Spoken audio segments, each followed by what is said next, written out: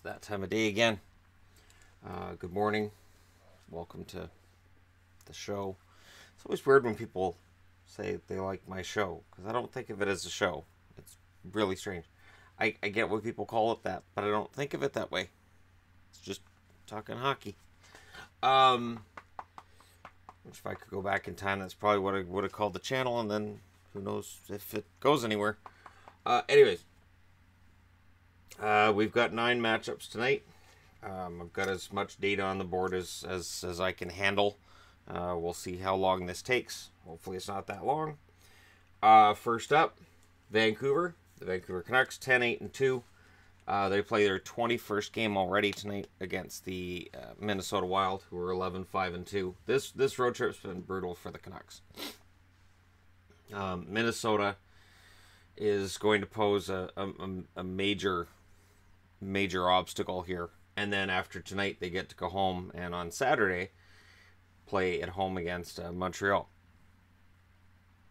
This is a rough schedule. Okay, leading the way in scoring for Vancouver, Pettersson, who still has 10 goals and 7 assists. Of course, he has 1 assist in his last 4 games.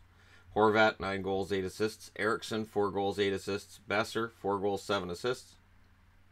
Virtanen, 8 goals and 2 assists. Excellent season so far for Virtanen. 2 goals and 8 assists for Goldobin. 3 goals, 6 assists for Granlund. 4 goals, 3 assists for Hutton. On the Minnesota side of things, Granlund, 10 goals, 8 assists. Parise, 7 goals, 9 assists. Zucker, 5 goals, 8 assists for him. Koivu, 3 goals, 10 assists. Suter, also 3 goals, 10 assists. Stahl, 5 goals, 7 assists. Spurgeon, 3 goals, 7 assists. And Dumbo with 6 goals and 3 assists to round things out for the Minnesota Wild. If you look at the goaltenders, Markstrom, again, and I've been saying this, if you're a Minnesota fan, you'll likely see Markstrom. As long as Nelson's not ready to play, Markstrom probably plays every game. He's 7-5-2 with a 3.28 goals against, 896 save percentage, and he looks like he's been overplayed. Nilsson, 3-3 record, 2.67 goals against, 912 save percentage. On the Minnesota side of things, Stalock, 3-1 record, 2.73 goals against, 905 save percentage. Devin Dubnyk, 8-4-2 record with a 2.34 goals against and a 926 save percentage. Differentials, Vancouver's taking 28.4 shots per game. They're allowing 32. The Minnesota Wild are taking 30.8 shots per game. They're allowing 31.6. Power plays, Vancouver's is at 18.5%. It has been dropping this road trip. Minnesota's is at 18% penalty kill. Vancouver's at 80.3%. And Minnesota's at 85.7%. So the overall score is 98.8 for Vancouver, 103.7 for Minnesota. As I said, these things tend to kind of even out over time. The last 10 games, Vancouver's 4-4-2. Minnesota's 7-3-0. On the road, Vancouver's 5-6-2. So 13 games on the road out of the 20 games they've played this year. They've played almost as many games on the road as Florida and St. Louis have played games. And Minnesota's 7-3 in their last 10. They're 5-1-2 at home. So it's been a tough schedule for Vancouver, and there's some kind of a test going on with this, and we'll see what they're like when this road trip's over. Does this galvanize the team, or does this start that fall that everybody's been expecting? It'll likely be one or the other. That being said, let us go ahead and move on to Montreal in against Calgary. So it's a rematch of the 1986 and 1989 Stanley Cup Final. I don't think there's anybody from those teams currently on these teams playing, unless Guy Lafleur's come back to play for Montreal, which, considering the season they're having, it wouldn't really surprise me if Guy Lafleur came out of retirement and flew around the ice and was fantastic. It really wouldn't surprise me. But Montreal's 9-6-3, Calgary's 10-7-1. Leading the way in scoring for Montreal's Max Domi at 10 goals and 12 assists, followed by Tatar at 7 goals, 8 assists. Drouin, 5 goals, 9 assists. Petrie, 1 goal, 13 assists. Gallagher, 9 goals, 3 assists. Kotkaniemi, 3 goals, 6 assists for him. Laikonen and Danault both have a goal and 8 assists, respectively. On the Calgary side of things, Monahan, 9 goals, 10 assists. Tkachuk, 7 goals, 2 assists, 12 assists. And Gaudreau, 6 goals, 13 assists. So their top 3 guys all have 19 points. Lindholm, 9 goals, 9 assists for him. Giordano, 2 goals, 14 assists. Backlund, 3 goals, 7 assists. Frolik with 7 goals. And Hanifin has 5 assists to his name to round out the top 8. Goaltending. Carey Price is darn tootin' sure that he's going to get his confidence back, and I'm sure that the more people stick microphones in his face and ask him about it, the better he feels about it. Price, 5-4-3 record, 3.07 goals against, 892 save percentage. Antiniemi has a 4-2 record with a 3.74 goals against and an 887 save percentage. I don't need to tell Montreal fans those numbers don't indicate that things are going well, and yet they're still above the playoff line. Riddick, 5-1 record, 1.91 goals against, 935 save percentage. Smith, 5-6-1 record, 3.51 goals against, 876 save percentage. As bad as the numbers are for Smith, and they are bad. There's no way around it. They're trending in the right direction. It's going to take quite a few games for him to erase that nasty save percentage, but they're trending in the right direction. Shooting. Montreal, 32.8 shots, 4 per game, 30.4 against. Calgary, 33.5 shots, 4 per game, 28.8 shots against. Power plays, Montreal's at 13%, Calgary's at 17.2%. Penalty kill, Montreal's at 82.5%. The Calgary Flames are at 76.3%. So where does that leave them? Montreal special teams number is 95.5%. Calgary's is 93.5%. So both of them below 100. Last 10, Montreal's 4-5-1. And on the road, they're 3-3-2. Calgary, they're 5-4-1 in their last 10. And they're 4-2-1 at home. So if I was betting, I'd say I'd probably take Calgary. A lot of scorers there. A lot of good things going on for them. And they look like they're trending in the right direction. But Montreal has avoided that slide all year, and so that would be probably a foolish bet. That's my guess anyways.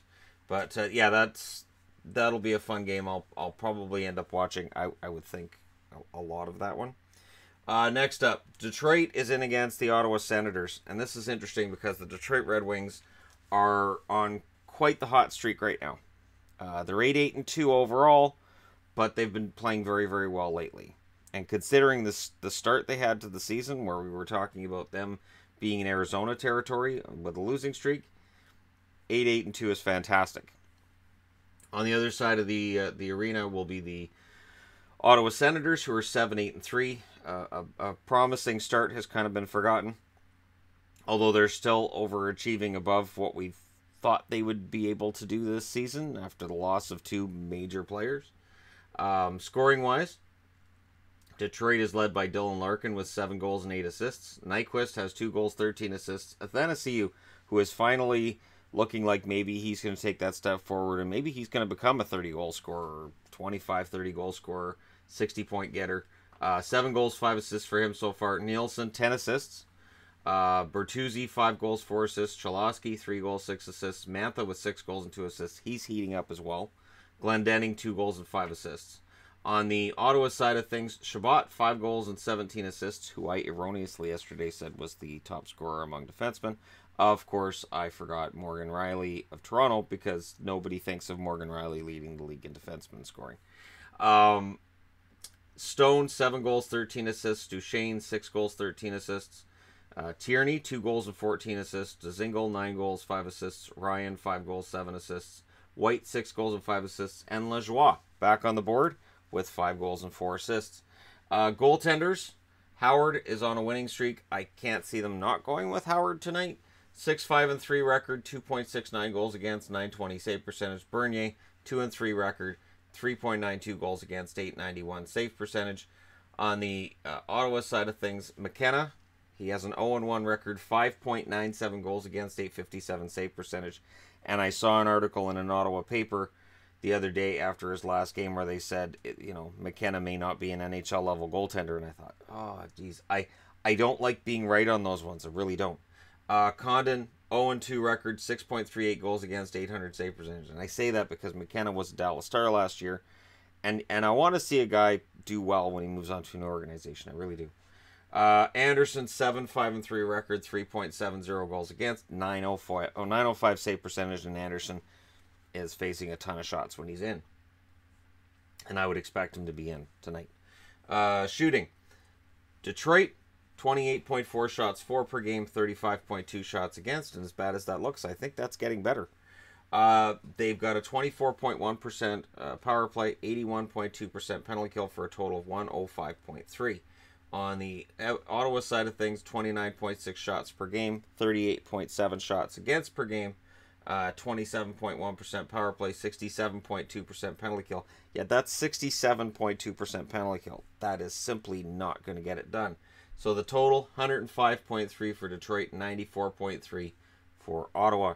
And again, that penalty kill is offing them. And you look at that 24% power play for Detroit, and they're looking like they could feast on that Ottawa penalty kill. Last 10, Detroit 7-3-0. On the road, they're 3-4-1. However, they made a lot of hay at home. The Ottawa Senators 3-5-2 in their last 10, but they're 5-3-2 at home as well. So this game is really, really hard to call. Can Detroit take their momentum out on the road and continue things the way that they've been going for them the last couple of weeks? We're about to find out, and honestly, this should be a lot of fun. It may not be the prettiest game of the night, but it may be a lot of fun to watch. Next up, Toronto. So the Leafs, who are amazing away from home, they're getting better at home, but they're amazing away from home. Minus the one loss they have on their record. They're 12-6 overall, and they're in against the 10-6-3 division-leading San Jose Sharks. That's right. The Sharks lead the division. So we've talked about guys off to slow starts and how the Sharks aren't really playing all that great. And yet, they're the division leaders right now. This is where we're at. It's bizarro world. And just think if San Jose really gets on a run and Carlson starts putting up the points, how much better this record's going to get and how quickly. Riley leads the way in scoring for the Toronto Maple Leafs. All of us had Morgan Riley leading the Leafs in scoring at this point in the season, right? Put your hand down. Riley, 8 goals, 15 assists. Tavares, 11 goals, 11 assists. Marner with 5 goals, 17 assists. Matthews, 10 goals, 6 assists. Kadri, 7 goals, 6 assists. Kapanen, 6 goals, 6 assists. Marleau, 3 goals, 7 assists. And Gardner, 1 goal, 8 assists for him to round out the top 8. On the San Jose side of things, Burns, 3 goals and 18 assists for him. So both teams led by a defenseman in scoring. But it was more expected with Burns than with Riley. Meyer, 12 goals, 6 assists. Couture, 6 goals, 11 assists. Hertl, 5 goals, 11 assists. Evander Kane, 6 goals, 7 assists. Pavelski, 10 goals, 2 assists. And Pavelski's hot right now, so watch him. LeBanc, 2 goals, 9 assists. Donskoy, 4 goals, 6 assists. And I broke my own rule. I went to 9th on the scoring list for San Jose. There's Sorensen with 3 goals, 6 assists. He has been streaky, and I figured I wanted to get him on the board because Sorensen hasn't been playing like Sorensen lately. He's playing a little bit above his normal points per game. Anyways, goaltenders. Anderson, 10-5. 2.02 goals against, 934 save percentage. Sparks, 2-1. 4.00 goals against, 879 save percentage. On the Anaheim side of things, Aaron Dell has a 1-2-2 record with a 2.96 goals against, 905 save percentage.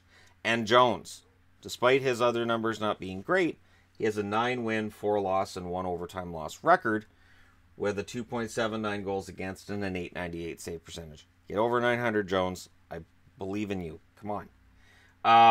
Shooting. 31.4 shots for per game, 31.1 shots against per game for Toronto. Their power plays at 28.3%. Their penalty kills at 82.7% for a total of 111.0. Very good special teams numbers. But San Jose, 36.1 shots per game, 28.6 shots against per game. Power play of 17.7%. Penalty kill of 88.3%. So that's better than Toronto's.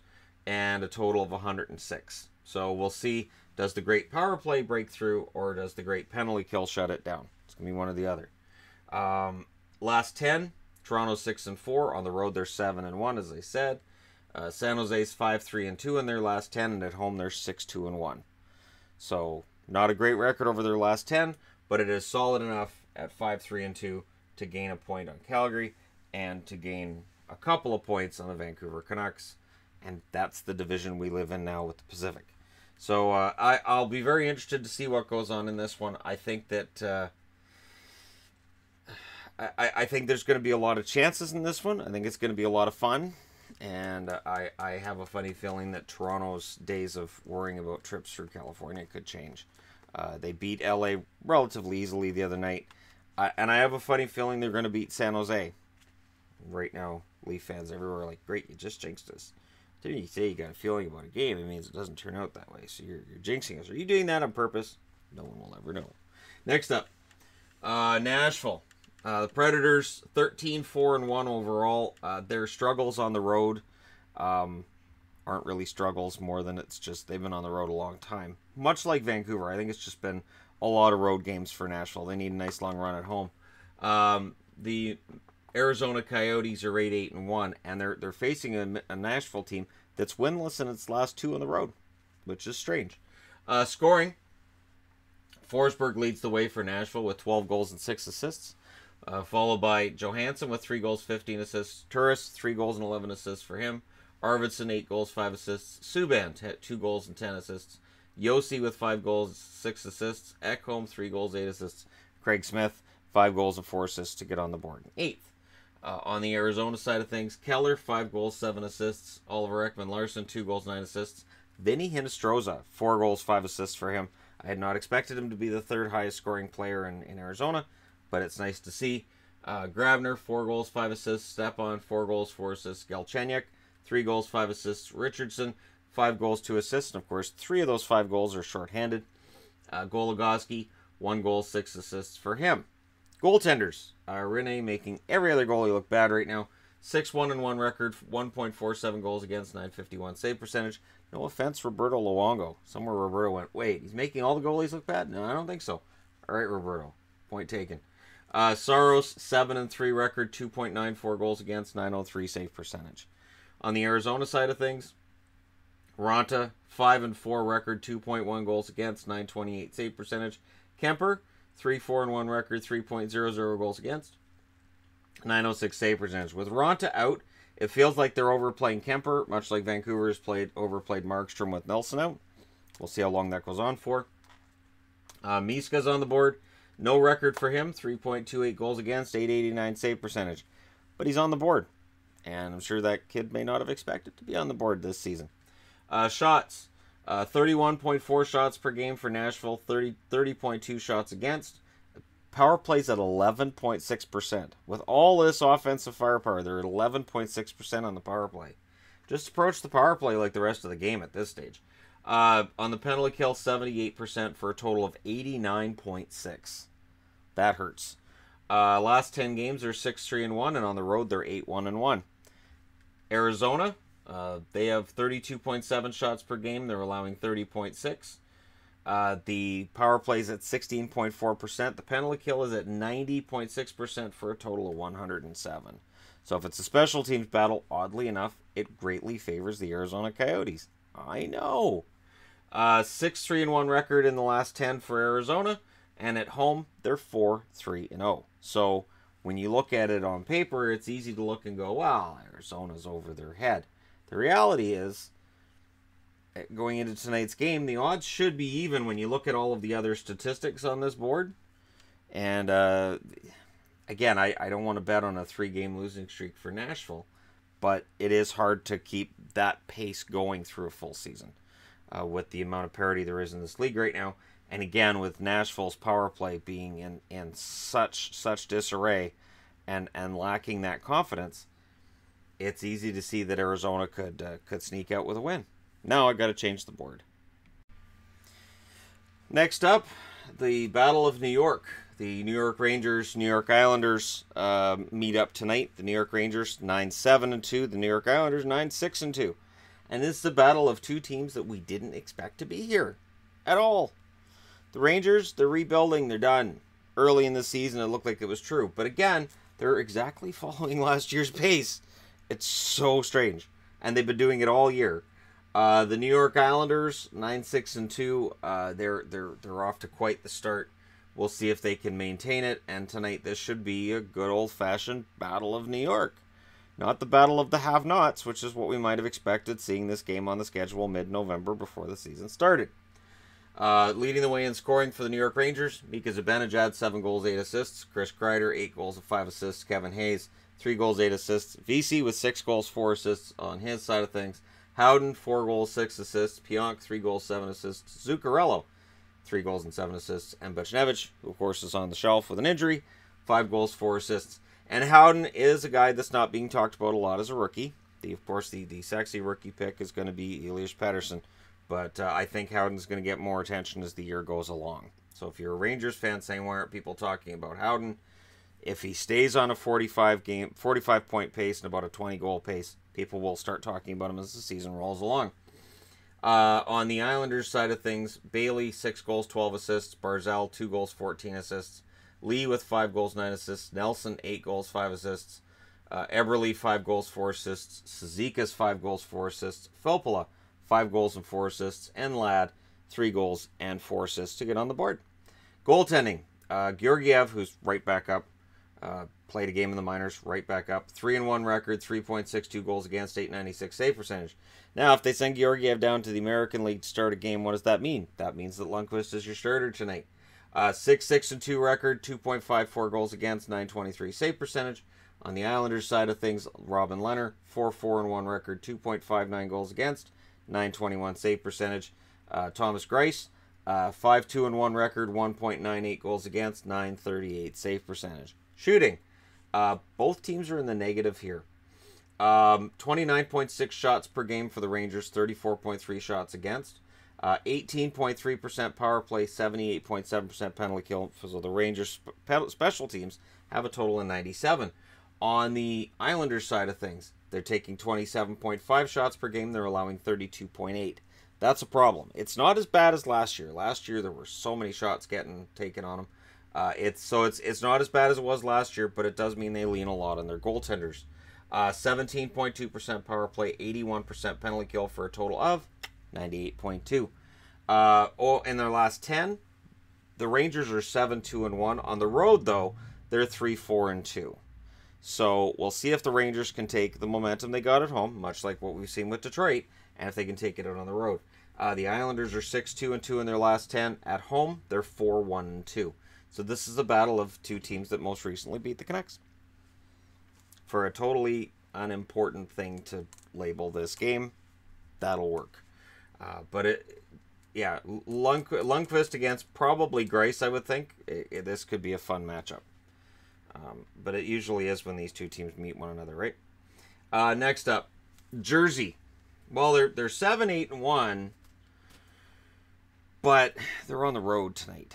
And they're in against a 9-8-1 Philly team.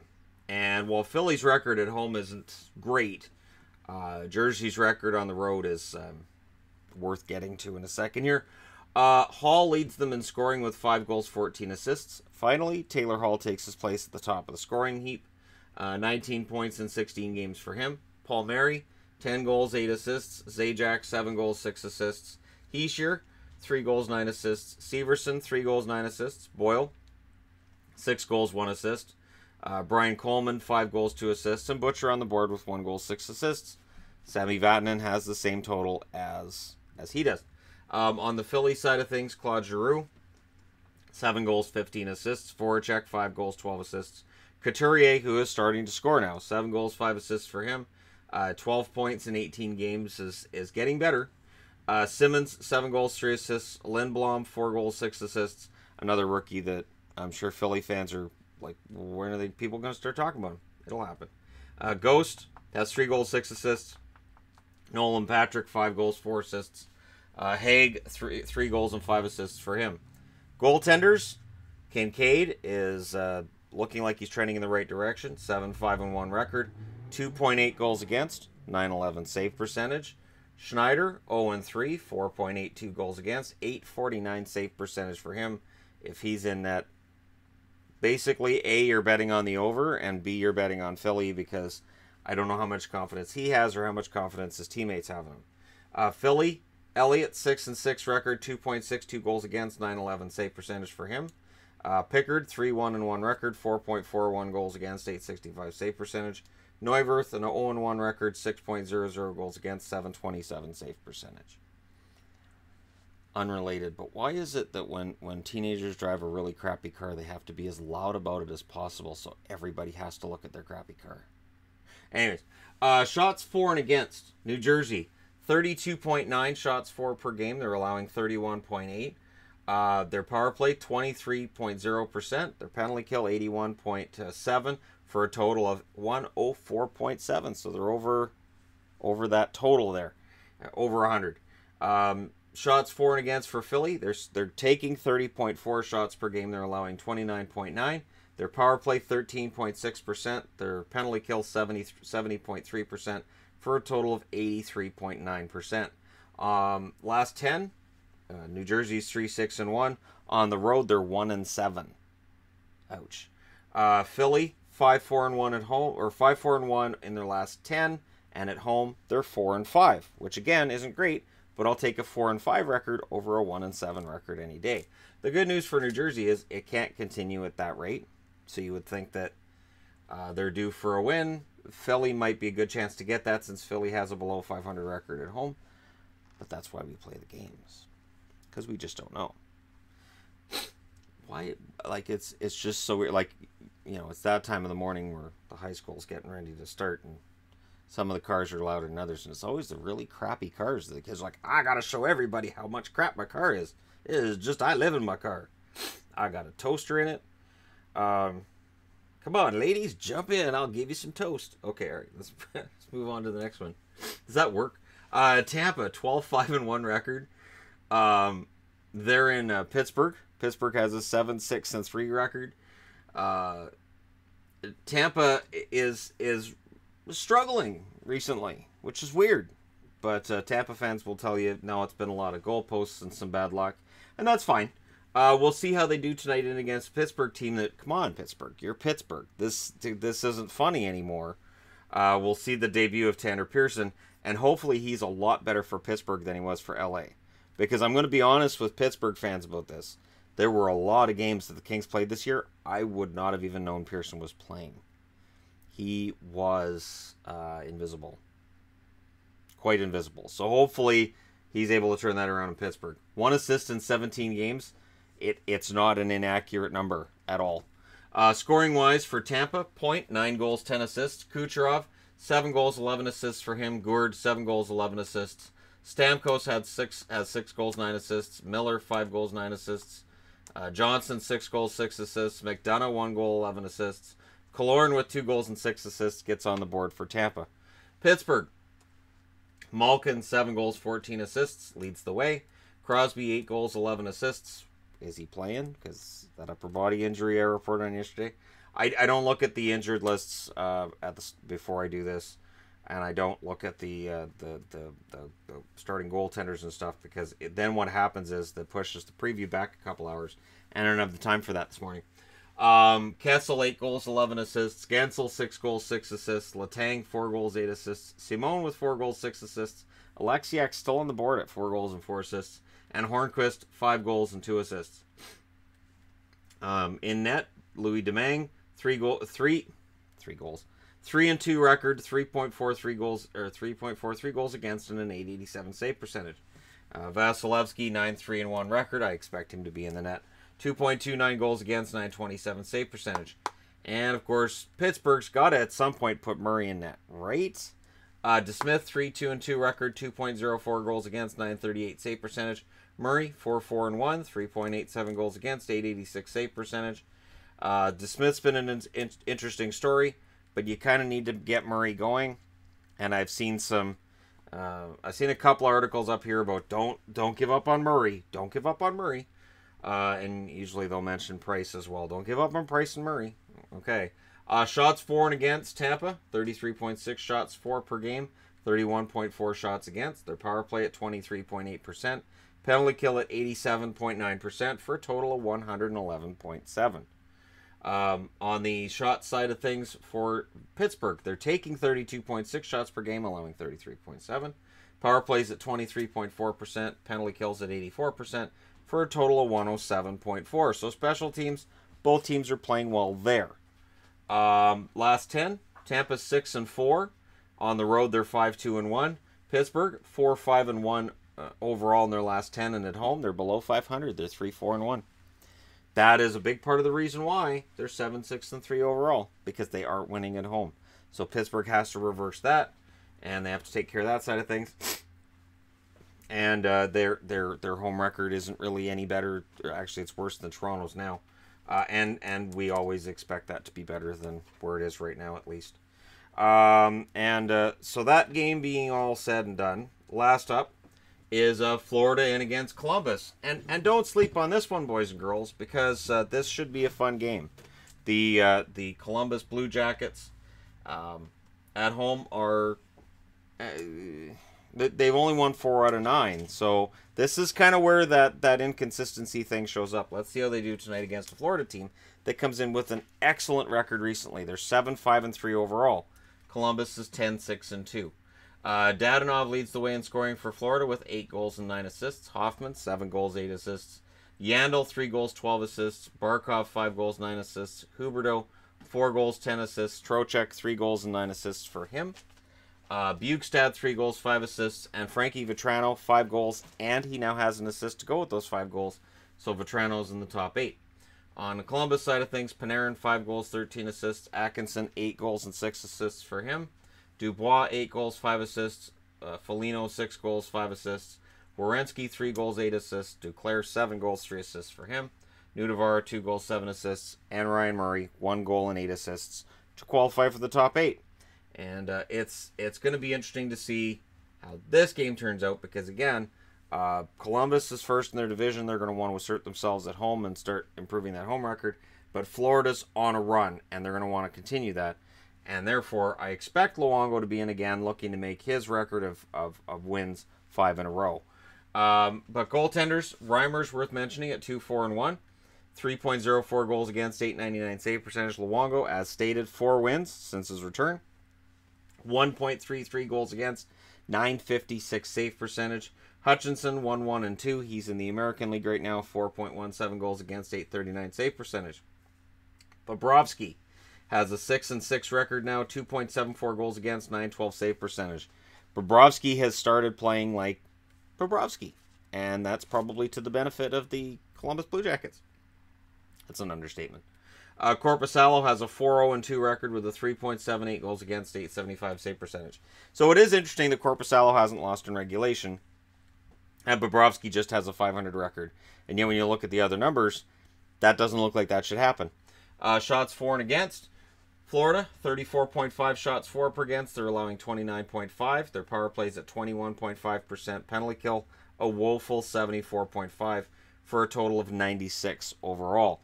On the Columbus side of things, they're taking 33.0 shots per game. They're allowing 31.1.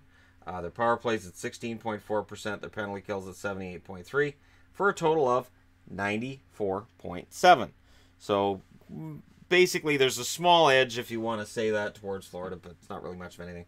Last 10, Florida's 6-3-1. Columbus is 6-2-2. On the road, Florida's 4-2-2.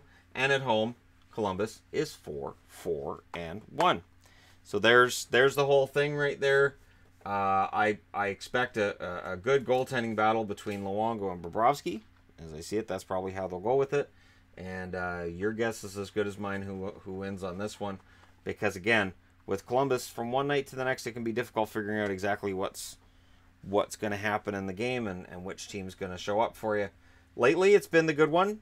But, again, until I see it for 10 games plus, yeah. We'll see what happens tonight. Let me know your thoughts in the comments section below, as always. Don't forget to hit like and subscribe if you're browsing your way through. Just tapping upon this video.